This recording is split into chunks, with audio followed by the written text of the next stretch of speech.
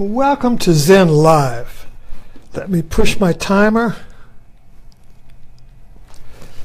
And I just had an idea this morning. I put up a title here because I've been calling this talk different names. And I need to make a change. So I'm going to call it Ideas to Change Your World. Because basically that's what we've been doing here in this, what I call an insight dialogue, is that we come here together and we explore ideas together. We explore different ways of looking at our world and ourselves with an open mind. So this is an inquiry, and it's real time because I'm really not coming with something already mapped out, as you know. I'm exploring with you real time right now. And I also realized too, now these talks go to my Facebook page, and then I repost them on my, or they go to my Facebook wall, my status, whatever that's called. I never can figure it out. I keep wanting to call it page, but my Facebook status. And then I repost on my Facebook page, Buddha's in Your Landfill. And then I create a MP4 out of it, a YouTube MP4, and I post it, and that goes to YouTube. And then from YouTube, I put it on my blog, To Kill a Minotaur. So I'm posting these talks on a blog, on YouTube, on a Facebook page, and it goes to Twitter. It goes to Twitter automatically, and my Facebook status. So that's a lot of coverage, but I'm not really getting the viewership that I would like to get. So I'm rethinking. So I'm going to more or less present these talks more or less as a class with the title, General Ideas to Change Your World. So the topic that we explore will be an idea that can change your world. Your way of looking at the world and yourself. Because I keep coming up with this. You are the world and the world is you. And so with that, and I'm going to see if I can limit it to 20 minutes. And with your help then, I would request or ask you then, if you like the talk, share it. And or if you have any tips on how I can increase viewership, particularly on YouTube. I have a YouTube account, but I get 2, 3, 4, 5 views on a talk, and the potential is there for much more. But let's talk about an idea that can change the world. Get right down to it. Now, last night at Martini Time, which is my evening talk, I talked about the single payer idea, which Bernie Sanders has promoted, and now Kamala Harris, a Democratic senator, is promoting. So right there, you have two people believing in a single idea that can change the world. And I was thinking last night, and I'll share this now, but let's look at, we've been looking at the hurricane Harvey, I've been looking at it as a model. All right, so you have this growing spiral with an idea here, okay?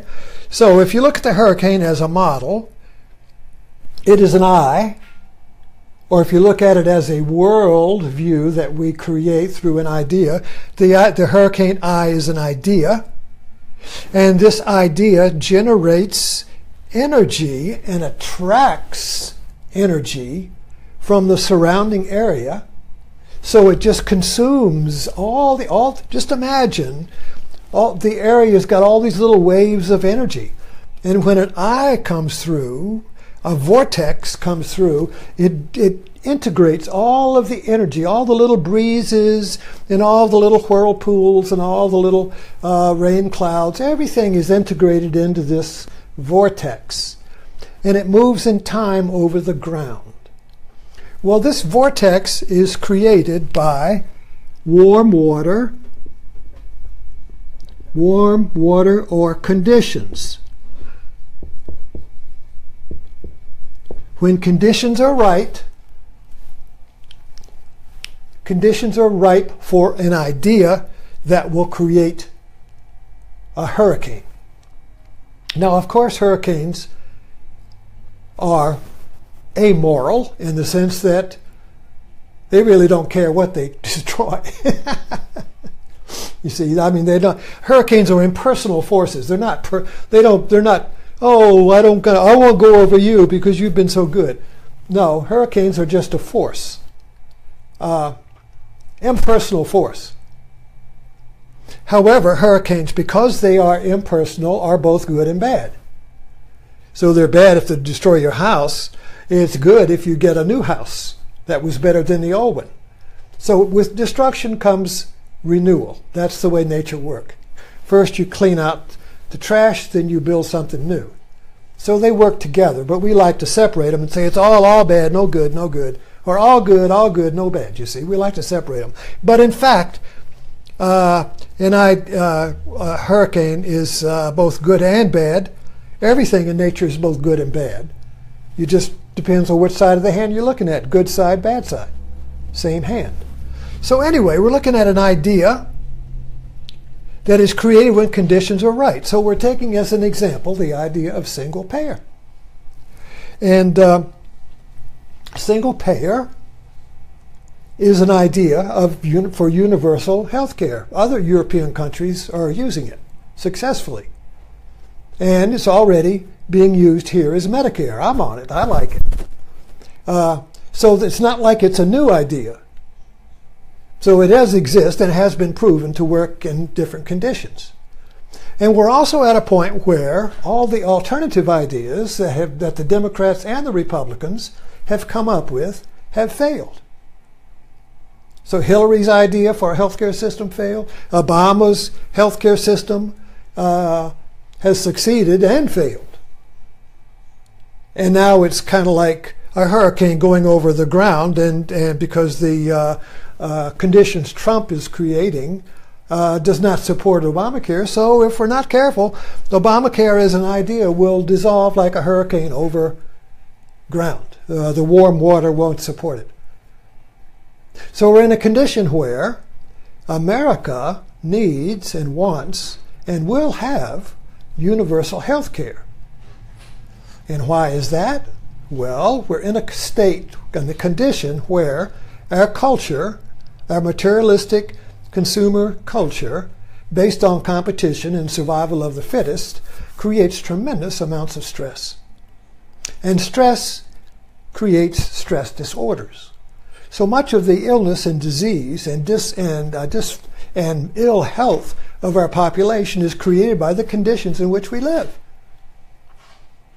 Just like Houston right now is having a surge of toxic-related distress because the water flooding the state is toxic.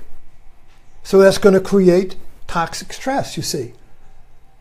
So if our culture is creating ill health, then it would be moral for the culture, the society, to create a health system to treat what it's creating or responsible for.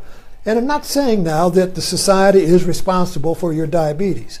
No, we're co-creators in the reality. In other words, conditions and my choices work together to create the world I live in. Conditions that are given, the swimming pool that I must swim in, the toxic waste I must breathe. I can't choose not to breathe. I can't choose not to drink water, you see. So those are given, but then I do have a certain amount of free choice within that. So the fish can choose where to swim in the fishbowl, but he doesn't choose the fishbowl. The fishbowl provides limitations. It's not a lake. So there's limitations, but he's free to swim wherever he wants to in that bowl. So there's this dance between freedom and determinism, you see.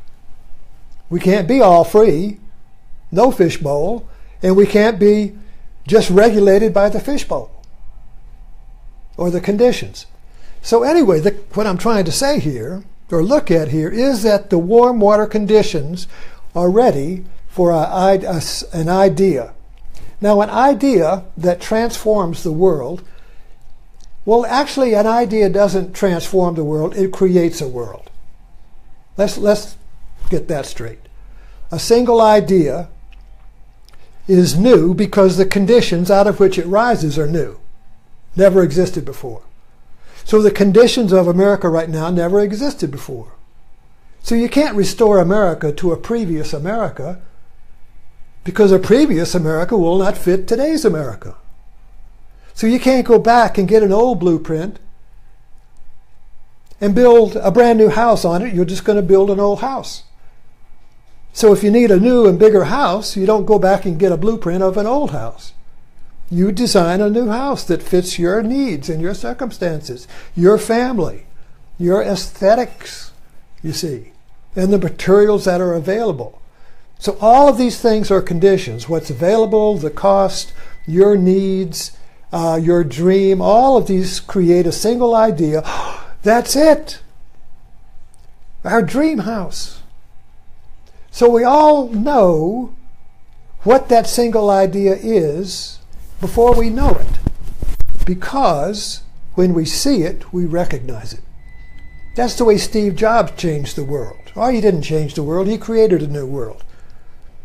He knew there was a smartphone or an iPad or an iMac or a Mac. And so his engineers got together and kept bringing him, is this it? No, get out. Is this it? No, get out. Is this it? No, get out. Is this it? That's it. I recognize it. In the same way on the spiritual path, when you're searching for your true self, you know your true self is there, but you don't know. You're just lost in conditions. Nothing is fitting. Something's missing, and I don't know what it is. But then one day you look in the mirror and you say, that's it. And you break out laughing. I see you. That happened to me, so that's a personal experience. But the idea is that the single idea will be recognized when we don't know what it is until we see it. And when we see it, you see, that creates the self-energizing idea. When you create when you have a single idea that satisfies the needs of conditions and solves the stress of conditions, then that idea will be self-generating. Anybody who creates a new business knows what that means. All of our entrepreneurs, and of course we make their great stories and everything, how I started my business. I was sitting in the basement and I had an idea. Or I watched some problem somebody was having and I had an idea. And then I had faith in it. I believed in it. And I overcame all of the rejections and all of the naysayers. And all of those said, well, that ain't going to work. And I believed in that idea. And the next thing I know, it just grabbed hold. And now I'm multi-million-dollar business. I can't believe it, you see.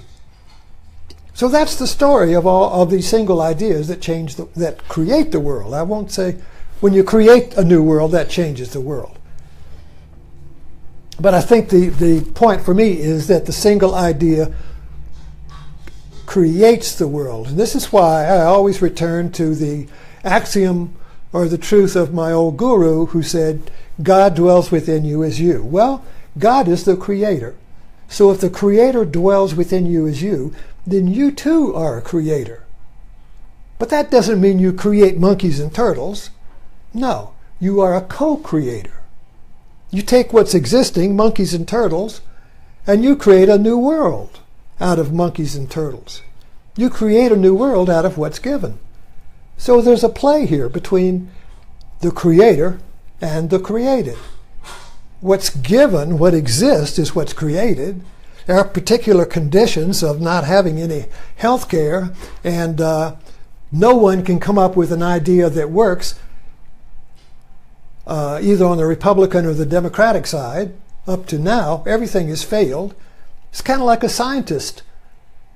Everything fails. I try this, that fails. I try this, that fails. I try this, that fails. But I keep going because I know there's a single idea that will work. And it can't be what we've done before. I throw all that in the trash. And this basically is the story of your life. It's the story of my life. I keep coming up with new me's, but that isn't complete. So I trash that and come up with a newer me. I keep coming up with new me's. And by new me's, I mean understanding of the world. A new way of being in the world. A new way of being at ease with the world. A new way of being okay with myself and the world, you see, instead of being in conflict with the world, you see. So this is the evolution, the dialectic of change and the power of the idea. And that power of the idea is what I call Buddha nature. It's pure potential. So the I of all of us, you see, the I of every human being is potential. Potential. That quantum physics has come to that conclusion. Nature is not made of things, it's made up of, reality is not made up of things, like little marble atoms popping around. It's pure potential. And when the human mind interacts with potential, it creates worlds. It creates worlds, new worlds, you see. So this idea of the single payer, so what we've got here, and I talked about this last night, so I'll just finish it up since we're kind of like talking about a specific idea, but that is a metaphor. What I'm talking about with the Democrats and the healthcare and all that is a metaphor for something much larger. It's the belief in the possibility of a single idea in you that will change your world. Create a new world, you see. So anyway, who's going to come up? Whoever comes up with the single idea that unites America is going to be in control of the government. That's because they need to be in control of the government to carry out the idea. Now, universal health care has the word universal in it. Now, universal means inclusive. It includes all people. Now, this is in alignment with life itself. Life is an evolutionary process of inclusion, not exclusion and isolation, not division of me against the other. There are no walls in nature. Nature brings down walls. Nature floods over the dikes. Nature goes over the dams. You see. So this idea of creating a new America on exclusion is going against the very life stream of life itself. See, that builds up all those that are excluded, then build up an opposite force to the force of inclusion. You see how that works? That's the cup here. So, well, I don't know. I want some coffee. But the hurricane is an inclusive force. It includes all the energy in the surrounding area until it's all in one energy. And so if the Democrats want to be a universal party, which means they need to cross the boundaries of liberal and conservative, they must cross the wall that has been built between liberal and conservative, with good on one side and evil on the other. Can you see that? You know, we've built for the last 50 years, it's been like a wall. Liberals are bad, conservatives are good.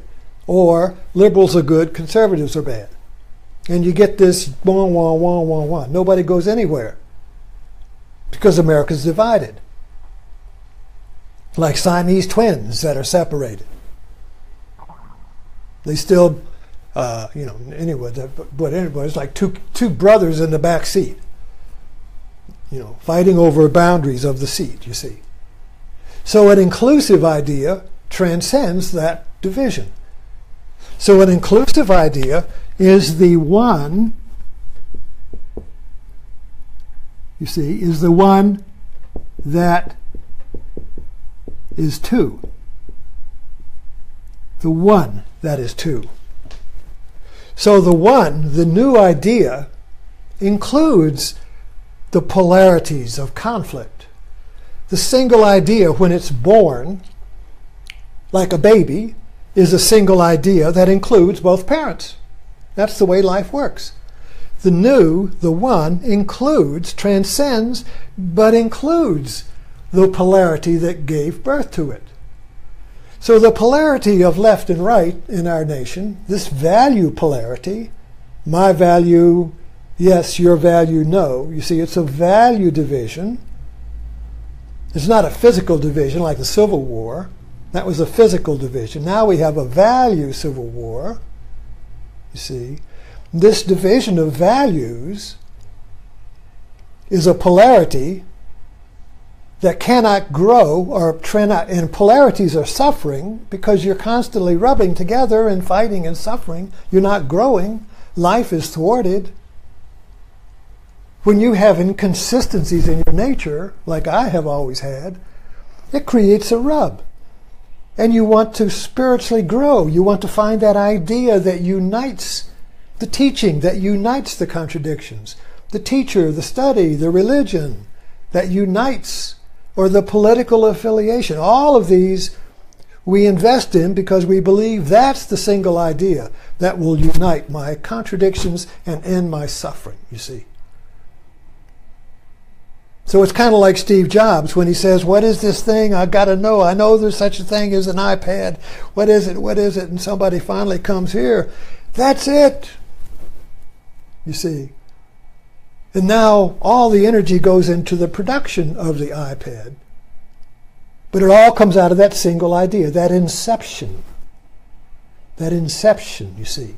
The seed in the virgin mind was the birth of the Christ child. It's right there, you see. When you empty of the past, you become a virgin. And you can conceive a new world. But first you got to get rid of the past and not invest in yesterday. So investing in old blueprints and in old ideas is basically a clinging to what we know. And we cling to what we know because we're afraid of the unknown. We're afraid of the single idea that will unite my world. But you see, it's the end of the polarity. So if I see myself as being the conservative and the liberals are bad, you see, or if I'm white and blacks are not as valuable as me, or vice, whatever the division is, a value division, you see, I'm invested in a polarity. I'm invested in a war. I'm invested in the other side. This is what the GOP did when, for 8 years, it said, well, I can't say what we're going to do, but I do know we're not Obama. So the GOP defined itself by not being Obama. Trump has defined himself on not being Obama. So all he's doing is, all he is doing is erasing Obama. Oh, good. I got one more about, but I digress. But I think you see the idea that we're looking at is when I divide myself into conflicting desires or conflicting intentions, one may be unconscious and the other conscious. So I got to do this. It's such a great idea. That's the idea that's going to unify my world. But there's a secret intention that I'm not conscious of. So there's still a polarity. And the idea is going to fail. My past is full of failed worlds, failed ideas, failed projects. Because there was a hidden or unconscious intention in it. A secret that I didn't notice. An inconsistency that I had not seen. So all of my ideas then had a fault in it. And when they grow over the ground of reality, the great hurricane of your idea begins to dissipate. It can't stand reality. It can't stand the light of reality. And so all polarities, internal and external, are divisions of the one. and they cannot be sustained. Because the drive of life is to be the one, to create the one. Not to find it, but to create it. That's what it means to be a co-creator. We don't find the one that somebody else created. I create the one. I conceive the single idea that will create my world as a new world, in which all of the clues, all of the evidence, everything works together. Everything is in harmony, which is the myth of the Garden of Eden, when everything is in harmony. Or the myth of heaven. See, the Garden of Eden and heaven, like bookends. Well, the Garden of Eden, everything was in harmony there, and now everything will be in harmony in heaven. But right now it's hell. You see? History is hell. Garden of Eden, unity. Heaven, unity. Hell on earth, you see. And that's because of the undiscovered, unconscious polarities in our own mind and in our culture. There's a polarity in our collective culture, and there's a polarity in each of us.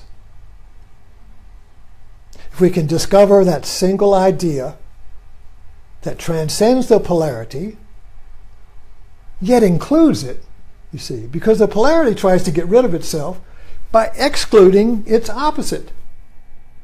That's why polarities just recreate themselves. There's no end to the karma. There's no end to the Groundhog Day. There's no end to the can being kicked down the road, because the polarity tries to find the one by eliminating the other half of itself. It's like the reflection trying to get rid of the mirror, or the mirror trying to get rid of the reflection. It cannot stand the ground of reality, which is one. The ground of reality, the ground of reality has no walls. The ground of reality has no boundaries. So polarities of the mind, which basically is not unified by a single idea, it's unified by two ideas that are contradictory, you see. And there we get back to my old Ouroboros, the snake eating itself, which is a polarity. Here's the positive, here's the negative. And the positive tries to be all positive by eating the negative, but it's his own tail. Or the yin-yang.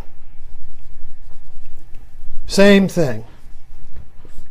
A vortex, a hurricane. So the hurricane of polarity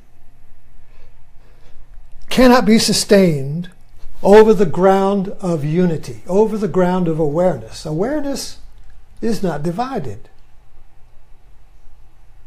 Awareness is the ground of reality. So when we see the polarity in my own world, that is a creation of my mind, when I see the polarities in my world as a creation of my mind, I am going over the ground of reality, you see, because I realize that I have created the world that I live in. This world I live in is not created by some god or by some demon or by chance.